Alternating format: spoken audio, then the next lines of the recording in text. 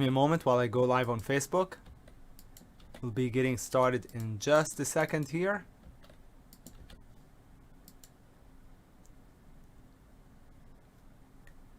And we should be live on Facebook. Hi everybody, welcome to the Strategic Swing Trader. I am Sami Abu Saad, Director of Education at T3 Live. Hope you're having a great weekend. We're gonna do what we always do, which is go over the market and go over the swing ideas for next week. Before we start, as always, a standard required disclaimer to let you know that trading is risky and that whatever we discuss today is for educational purposes only. So make sure you agree to that before proceeding with today's video. If you'd like to download a copy of my free ebook, link for that is in the description below the video. I also typed up the watch list that you see here in the description of the video, so you wouldn't have to type it up from scratch. Okay, you can just copy and paste it. If you find benefit in today's video, you'd like to help support our channel, please be sure to hit the like button. We would appreciate that very much. If you have any questions for us, reach out. Send us an email info@t3live.com. info@t3live.com. Okay, let's go ahead and get started. We're going to talk about the market and then we'll go over the ideas here. First, the market ended the downtrend. We put in a higher low. This low is higher than the prior low, and then now that we exceeded the prior pivot high, we put in a higher high. The definition of an uptrend is higher highs and higher lows. You might be asking or wondering, well, how many? Two higher highs, two higher lows. So we just broke the downtrend and we put in one higher low, one higher high. That's usually good enough to go off of, to change the bias. But really, to have a well-established uptrend, you have to have two higher highs and two higher lows. What I'm talking about are not bar highs, I'm talking about pivot highs. So two higher pivots, higher pivot highs, two higher pivot lows. We have one so far. But the downtrend is ended so far on the daily chart, and the weekly buy setup triggered. So that's a weekly pullback to the rising 20, and then once you take out the last bar's high, that's a weekly buy setup. Okay, notice how every single weekly buy setup, every single one of them really since the market reclaimed the 20 and then pulled back. The first time was in September of last year, worked. Second one was in October, worked. Then we retested the 20 in March, worked. In probably May, worked. And now October. Okay, so every single one of them worked so far. No reason necessarily to think that this is not going to work. But what would be absolutely amazing is if on the daily chart of the SPY, the Qs, doesn't matter, the picture is the same. The SPY is showing a little bit of relative strength to the Qs, probably because the financials are at all-time highs and all the banks and the financials fall into the SPY, the S&P 500, not the Qs. Also, Facebook has been very weak, and so that weighs pretty heavily on the Qs and not as much on the SPY. So that's probably why the SPY is showing a little bit of relative weakness, relative strength. But what would be amazing is if we got a red bar here, okay? Tomorrow, the day after, we got a red bar, and then we proceeded to take it out. So if we get a red bar here, we come in a little bit, and then we go back up and reverse that red bar, that would be the ultimate confirmation that we're higher. Okay, so that's what I'm really hoping for, is to get a red bar on Monday or Tuesday, and then for that red bar to get negated. No doubt, I used to love bearish markets, but I have no doubt in my mind, having experienced every single pullback, having traded through every single pullback, that when the market is bullish, it's much easier to trade. It was the other way around up until the pandemic. And the first time I noticed it was September of last year, when we had that first serious pullback over here. That was at the beginning of September. I was thinking that the market was already really good to day trade, to swing trade, on the way up, and I was thinking that once we top out, it's going to be a lot better, because it usually is. Market is usually much easier to trade when it's bearish. and it was not as easy to trade. In fact, September of last year was my worst month. I still made 20 plus K, but I'm just saying it was my slowest month. So you know, so I'm glad to see the market turning back to bullish. Normally you shouldn't really need to, I mean, as a day trader, swing trader, you shouldn't, the market going up or down shouldn't matter to you. But in this case it does, because I know that trading, for me at least, has become easier when the market is bullish. So I'd love to see a red bar and then for the red bar to get ignored, but in either case I'm back to bullish. Okay, all right, let me show you some ideas for next week that I like. I like Apple. I don't love it because I think that was a pretty serious stop, and so the pullback is a little bit, it's not that deep, but we have a breakout failure right here. Better than the Apple is the NVDA, but NVDA already triggered. So the entry for that actually triggered on Friday. So it should have been over 213.22. Stop under 195.55 as a long-term play. I was in the NVIDIA, but stupid me got out of it. Okay, and I don't know when I got out of it. I think before earnings. This is when it reported earnings, and the whole market was looking lower at the time, and it popped. And so I didn't get back in it, and so NVIDIA looks higher long term. And Apple has got a buy set up. I don't like it as much, but again, it's not late as opposed to NVIDIA, which is already $5 late, the entry. So for Apple would be over 145, and then the stop would be under 138.27. Okay, on Apple. Target 1 would be the prior high, and then target 2, long-term hold. Okay, so Apple and NVIDIA, the same setup on the weekly, except NVIDIA already triggered, so I'm not going to go over the NVIDIA. Back to the daily chart. I was showing you the weekly. Most of my swing trades come off the daily, not the weekly.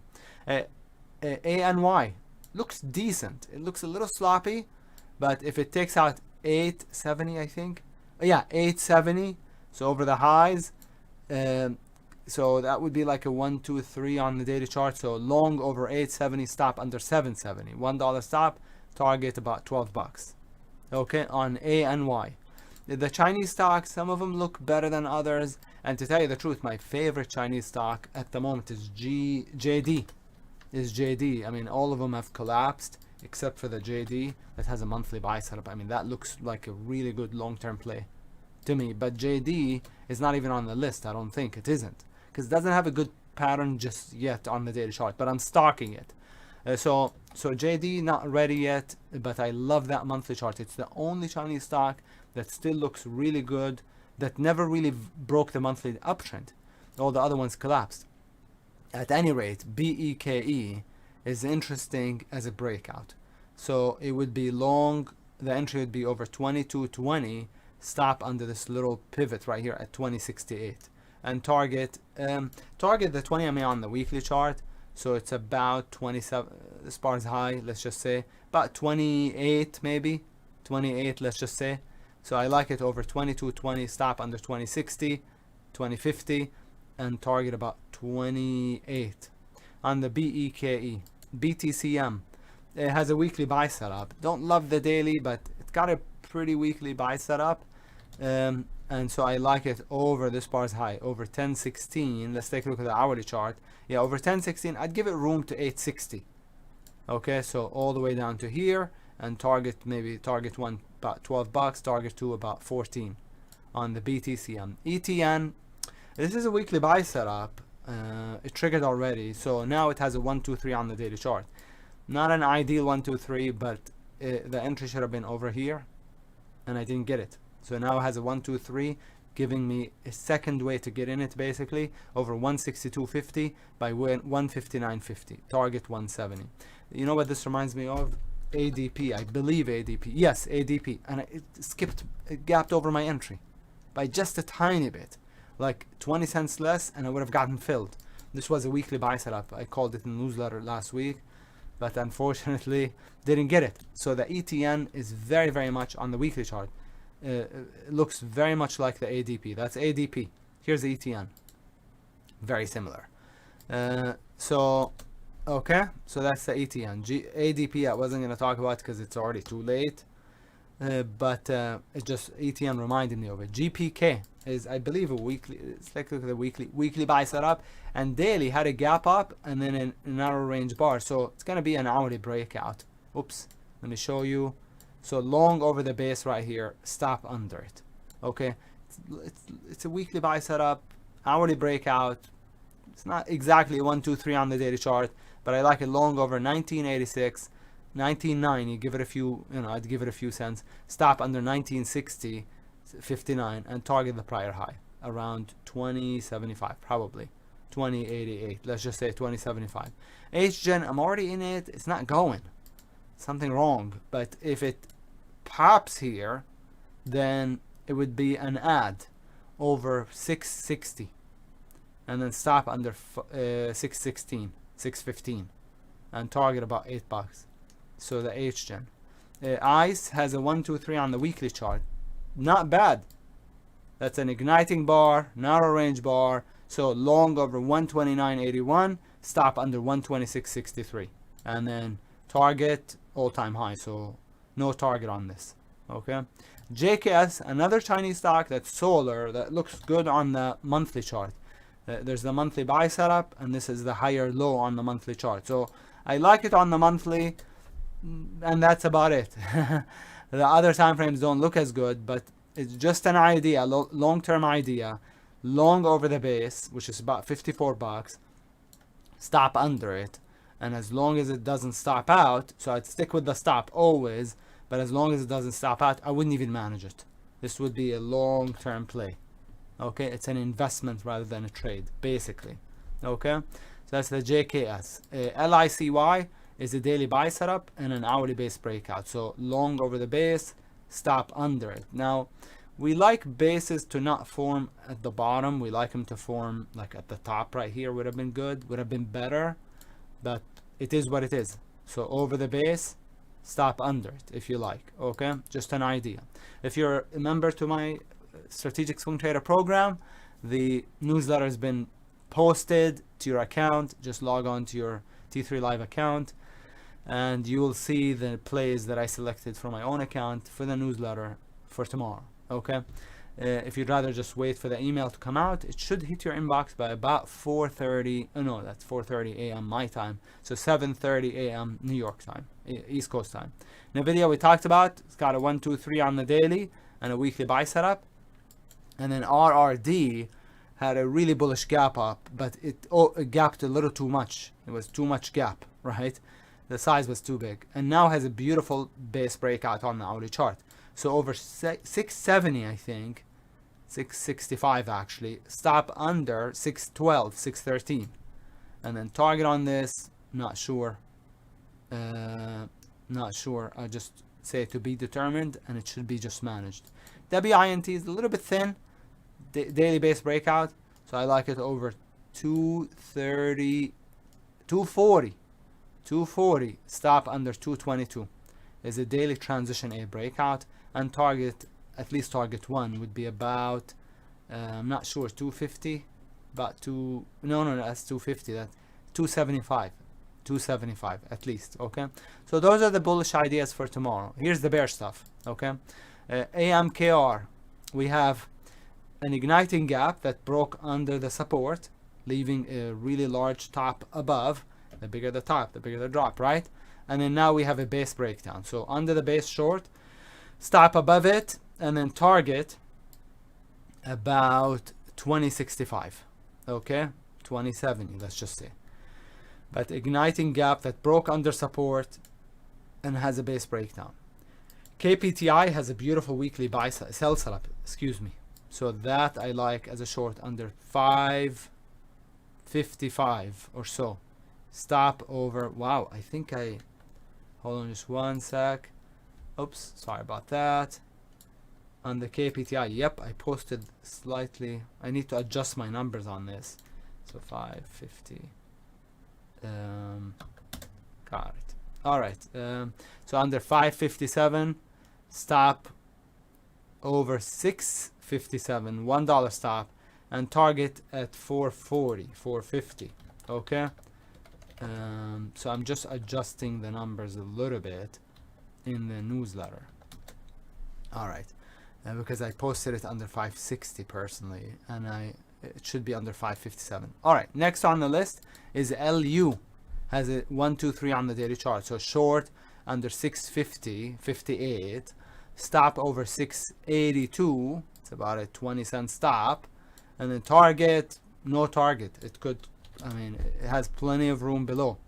Okay, no target. Like it a lot, very liquid, no spread, just needs to break Friday's low. NERV is a little thin, but base breakdown under the base, stop above it.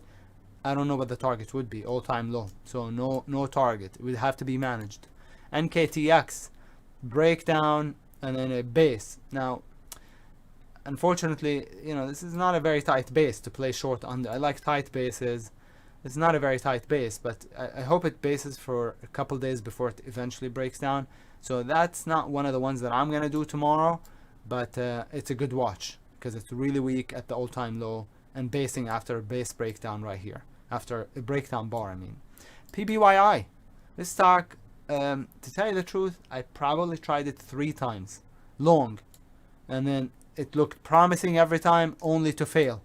Because it looked good on the monthly and the weekly a few times over the last couple of years. It looked like it was going to break out. I believe I tried it 2 or 3 times. Long, and every single time I lost money on it. So guess what? That should tell me something. It's lower. It's probably going to 0. Probably. It's amazing how this stock was a $280 stock a few years ago, right? I mean, more than a few, 7 years ago. Okay, and now it's at $6. And what I'm saying is, it looks lower still. This is why you don't get married to stocks, because you know when the picture changes, you have to change too. You have to get out of it, basically. Because some of them never recover. Okay, the ones that always seem to recover are the reputable companies, the companies, the big names like Google, Apple, Microsoft, Walmart, Costco, really big names. Though Enron was a big name, WorldCom was a big name at some point, right? So that's not you know, a rule that's set in stone. But in general, if one does not want to manage at all, never want to get out of it, I would just focus on the big names, the really well established, the dominant stocks that would take it would take years for another upstart company to actually push them aside, right?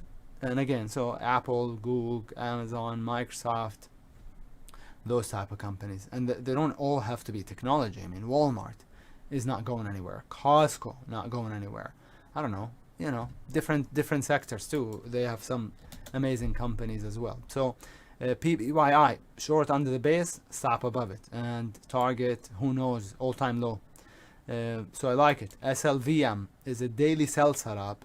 It triggered already on Friday. I kind of wish I had seen it on Friday, because that looks good. It reminds me a little bit of the Relay, or RELY, which I did as a sell setup I thought it was last week. And then in 2 days it got to the target and it went a little climactic, so I got out of it. So that's similar, but it triggered already, so the trigger should have been under the SPARS low, under 28.18, under 28.12. Target the prior low. Still looks lower. STIM is a 1, 2, 3, 4. If, but only if, it breaks under 460. Stop over 510, like a lower. TIGR 1, 2, 3 is like the LU after a gap down. TIGR was a really nice day trade for the room, for myself. I called it in the room on Thursday as a short, and it doesn't. You might look at the day chart and say, "Oh, it didn't drop that much." Oh yeah, it did. It dropped a good amount on. There you go. On Thursday. So now has a 1, 2, 3 short under 768, stop over 853, and that's TIGR, and has room to like $5, exactly five. Let's say five. I mean, that's 512 so far. Let's just say 525. Okay, so has plenty of room. Like it. UPST. I got my brother in this stock before it reported earnings at like 140 something, and then I got him out of it at 260, and I thought I did really well. It went to 400. So when I see it, I'm like, geez, that what I thought was a good exit, again, it's at 400 bucks, but it's getting a little climactic. It's getting, probably that trend is probably getting a bit not sustainable. So idea short under 380.60, stop 401.50, target the 20 MA on the daily chart. I wish it did not have that pullback. If it didn't have that pullback and we got that run up on top of this move up, I'd be 100% sure about it, or I'd be 99% sure about it. Unfortunately, it had a pullback and a base, and then a new breakout. So, that's like somebody running a marathon, but taking a few weeks rest, 3 weeks to rest, and then running another, whatever. It's not a marathon, but running another race. If they were asked to run that race without any rest at all here, right, on top of that marathon that they just ran, then it would be, then they would collapse probably. But that's the only problem with the UPST, is that base, that pullback. But I still like it under 380.60 by 401.50. And then last but not least is the XOS, and that's a daily sell setup. When you have a downtrend, a counter rally towards the 20, and then a base breakdown. Okay, so that's another sell setup. Like it short under the base, under the green bar's low, which is 460, stop over 493. So under 460 by 493. Well, I hope you enjoyed today's presentation, and I hope it adds, these videos add value. If you, again, have any questions for us, email us at info@t3live.com. If you'd like to check out my services, links in the description below. Enjoy the rest of your weekend, and have a great trading week next week. Take care, everybody. Ciao.